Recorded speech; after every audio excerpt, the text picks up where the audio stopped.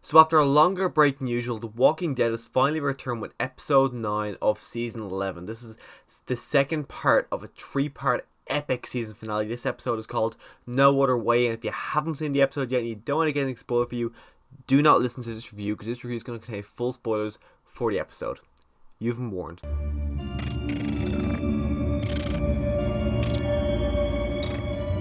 Like most mid-season premieres, even though this isn't the mid-season premiere of season 11, this is where they normally land.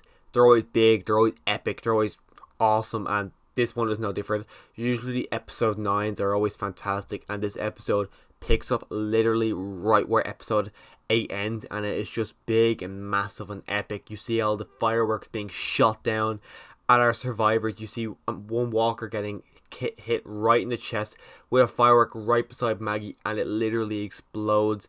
Maggie runs into a corner, and so does one of the Reapers. They have a pretty big fight where I thought it was actually going to end where Negan was going to be the one saving Maggie, just again proving to Maggie that Negan is worth keeping around. But no, Maggie does manage to get it at herself. The Reaper gets a firework right in the back. You can see his face go, well, fuck, and then he blows up. All that scene, really quite epic. I would like to see a little bit more, not only just Maggie's perspective of that, but Negan and Eli, or I think his name's Eli.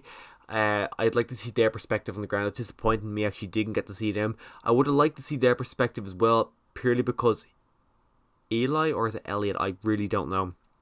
He's injured, so I would have preferred to see theirs, just to see how the hell they got out of it, because they were all in the middle of that. But anyways, they all did end up surviving. It was pretty epic. They all end up then hiding in a cubbyhole inside the infirmary that the Reapers obviously don't know about. They're hiding in there until daylight, and then they're going to finish off the Reapers.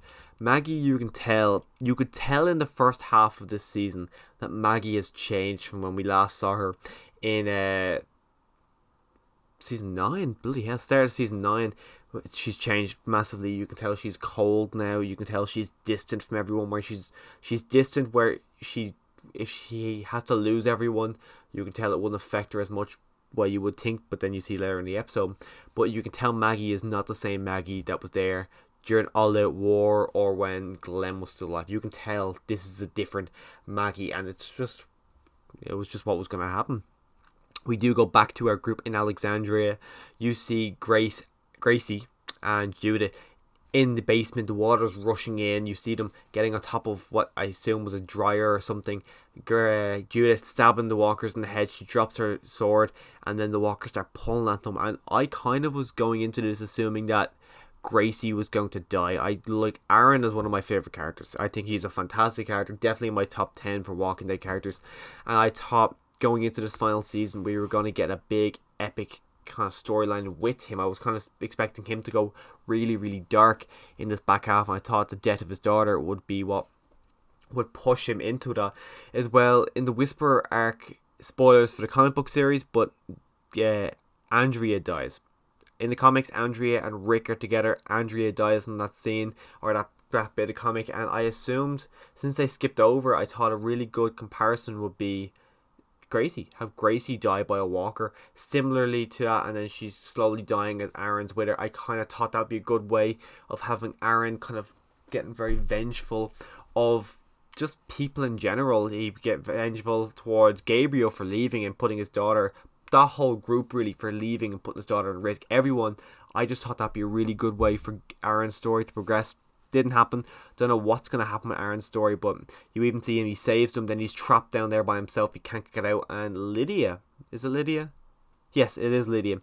She comes to rescue her. Forgot her name. We haven't really seen her since season 10, but she rescues him, and you can tell by that he's always been very distant to her purely because she was a whisperer, but you can see in this moment there is relationships being formed. You can tell even before she was close with Carol in a way. She had a very good bond with Daryl and Negan, but now you can start seeing, especially in this episode, with Rosita and the woman who part of the kingdom, I think it was, yeah, pretty sure the kingdom, but I can't remember, I think it's Diana, but you can see she's starting to form relationships with people throughout Alexandria, which is only inevitable. She's always felt to me like she's didn't really have a place ever since Henry died, and it's just something that I wonder what would have happened if Henry never died, how that story would have went with them, because she just felt like she was always there since Henry died, and it's just what happened with her character. But when daylight does come, Maggie, Negan, and I still don't know the guy's name, make their way out. They start hunting down. They actually find one of the Reapers. Can't remember the guy's name. I was under the assumption they were going to kick his ass, but in fairness, that guy kicked their ass. He whoever the guy's name is, he had a cut on his leg, but then this guy literally broke his leg. You could hear the bone snap. He bet the crap out of Maggie. Half her face was covered in blood, and he was beating the crap out of Negan. Negan came up with a piece. It looked like just a metal bar, and I thought he was going to smash him in the head just like he did Glenn. But it ended up, no, they were all getting their asses handed to them, and then Negan got some, I don't really know what it was, but he threw it in the guy's eyes and he hit him in the face with a bell, knocking him unconscious. Daryl even killed the guy. This guy's about to kill Gabriel, Daryl then killed the guy. You also see Gabriel killed the priest of this group. It was grand. It just shows really how brutal Gabriel has actually gone, and the guy has no mercy whatsoever, and you can tell he's just wearing the collar out of habit, because that man does not believe in God anymore. There's no way he can believe in God anymore and kill the amount of people and the way he kills people. There's just simply no way he can do that anymore. But you do see them. They don't kill the guy. Daryl says no, we're gonna keep him as hostage, and they make their way down. They have a kind of a meeting with I can't remember the character's name now, but Daryl's love interest, whatever her name was, is not. I know it's Lynn Collins is the actress, but I can't remember the character's name. But they're actually saying, okay, we will give you back this guy. All we ask for in return is you drop your weapons and you just leave. That is all. Just leave. And then, of course, gunshot, bang, right on the ground. Character, whatever her name is, really annoying me now. She says, oh yeah, we got a sniper up there. So then the whole terms, everything changes. They release the guy, and then it's coming up to where the guy who has his leg broken is limping over towards him, trying to kill him in revenge for his sister. The guy's coming up, and then he falls to the ground. He's going to kick him in the face. All of a sudden, bang, bullet right through the leg. Gabriel has taken out the sniper, and now Gabriel has got access, and now they've got control again, and it is just really, really fucking intense. It's really good. You see them all talking about their meeting. They're going to say, okay, just leave. So then they all just start to run away, but Maggie is having none of it. She shoots the two lads on either side of the character's name, whatever her name is, and then she goes sprinting. Then she gets shot in the shoulder, but she runs, and then Maggie brutally kills the guy on the ground. Really, again, just showing how brutal Maggie has gotten since then. She has no remorse. She didn't show any emotion on her face as she's doing this. She was doing this to get revenge for what they done to her. Daryl then goes off trying to find the character. He knows where she is. She's inside a car holding the knife, getting ready to attack Daryl if he comes in, but he's stepping back. He's just talking to her, telling her what he wanted, and then obviously what didn't happen. Really, really liked everything with Daryl in this episode. Daryl in this episode, really, one thing, he was talking, which is always great for Daryl, but he really stepped up to be the leader of this group. He stepped up and showed Maggie what has to be done, how you can't just keep going on. Even he says in this episode, what is the point in surviving all this just to keep on fighting? It's just, you can tell Daryl is absolutely fed up. You can tell that Daryl is even looking towards, you can tell the stepping stones to where Daryl leaves in the Daryl and Carol spin-off. You can tell this guy is just fed up of all the fighting, and honestly, you can't really blame the guy.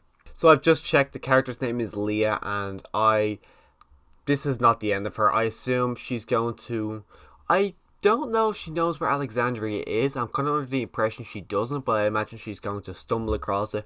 Her and Daryl are going to reunite, because there's no way that's the end of their story. They had a really good relationship for years together. Then they had this little spat, but they will reunite. I don't think they'll be together in the end, but I imagine they will reunite. I imagine she will be part of either Alexandria or the Commonwealth, but I imagine she will join up with them. As they're making their way back to Alexandria, Maggie says, I'll catch up. She goes to the church, and of course Alden is dead. It's unknown, because there's another walker in there, it's unknown if he died from a walker bite or if he died from the blood loss. It could literally go either way. I don't really know. But Alden's dead. No big surprise there. I think everyone assumed from episode 3 or 4, whatever his last episode we saw him in, I think everyone, as the episodes went on, I think everyone just assumed he's dead. He was in pretty bad shape when they left him. I would have been more surprised if she opened up the door and he was fine. I would have been more shocked to see that. But anyways, Alden's dead. Big character. He's been there since season 8. He's one of those characters that more of a kind of a background character, never a main character, but he's one of those faces that you recognize, but not one of those faces that you recognize that are always so in the background. He was in a fair amount of episodes. He was a part of a lot of stories. He was one of those standout saviors. But end of the series, you gotta have some big deaths. So it was just that. But Negan also comes up as Maggie's burying him. Negan comes up, and it seemed like Negan was saying how, okay, you gave them your word, you killed them all, how can I trust you? It was going back and forth, and it was making you believe that Negan was going to attack her. Even Maggie was assuming she was, I don't think it was a gun, but I think she was getting her knife ready to be able to defend herself, and then Negan says, I'm just going to leave. So Negan's now gone off. I don't know what Negan's going to do, because in the comic books, Negan's story's over by now. Negan had nothing to do with the Commonwealth. After the Whisperer War, Negan left, which I guess you could say is now, but all the circumstances were completely different. So I don't really know what's going to happen with Negan's storyline. We all know this isn't the last thing we're going to see Negan. Negan's going to be there until the season ends. We're not going to see the end of Negan in episode 9 of season 11. Negan will be returning. He's one of the biggest characters in the show, so we do know he's going to be returning. But our group makes it back to Alexandria. You get to see a lot of reuniting scenes. Biggest one, Connie and Daryl. Daryl just literally drops what he has and immediately goes and hugs her, because up until this point he thought she was dead. So that was a nice reuniting scene that I had wanted to see since season 10, but I also completely forgot until the moment they ran apart. Even I remember in episode 7 and 8 when she made it back to Alexandria, I was saying, oh, I can't wait for Daryl and her to reunite. But then when they reunite, I'm like, oh yeah, they haven't seen each other. All that was really good stuff. They're all celebrating, and then the Commonwealth make their way to Alexandria, and everyone's like, fuck, what the fuck? You can tell everyone's like, come on, just give us a break. And then Eugene sprints up like, no, these are good guys, we're all a team here. He gives a little speech. Then Lance Hornsby comes up, and he's saying he's impressed with Alexandria, but he looks around and goes, but you guys have seen better days. And all that, really, really cool to see Lance in Alexandria in his really clean, polished suit with a whole place destroyed around him. You can tell he does not fit in, but he says, we will give you all the supplies to build Alexandria again, or you can get a better offer and you can join us. And then you look at Maggie, and then the whole color tone just changes. She's in a different t-shirt. It zooms out. You see she's on top of Hilltop, so you can see they're rebuilding Hilltop. 6 months later, you got the Commonwealth soldiers out the front. One guy steps forward. She says, this is not how it's got to be. And then the helmet comes off. It's Daryl. Everyone knew it was going to be Daryl purely because we saw those released images of Daryl in a Commonwealth armor. Even though seeing that, it was still really, really weird. But he says, this is how it's got to be. Then the trailer play for next week, and it shows I think it's the direct aftermath after episode 9. So I feel like episode 9 or episode 10 is just going to be taking place literally the next few days. I can't imagine it's going to be that. I think maybe the start of it, and then we'll get the 6 month time jump. But really excited to see what the hell is that, what's happening with Maggie, and why is she fighting with the Commonwealth. Really excited, because the Commonwealth storyline in the comic books wasn't that interesting. It had a few good moments, had a few good issues, a few good deaths, but for the most part I wasn't really a big fan of the Commonwealth storyline. But it's going to have to be different. There's so many crucial characters in the comic book series that aren't in the show, so it has to be different. So I'm really excited to see what they do to wrap up this show, because The Walking Dead is my favourite TV series of all time. I am really sad it's ending, but I'm also really excited to see how it ends and the future of the franchise, because they are not going to be stopping anytime soon. And fingers crossed we do get those Rick Grimes movies soon, because Rick Grimes is my favourite fictional character of all time, and I would love to see him again. I'm really, really excited to see him again. But if you want to hear my thoughts on episode 10 next week, make sure you click the subscribe button so you can come back and hear my thoughts next week. And as always, thanks for watching.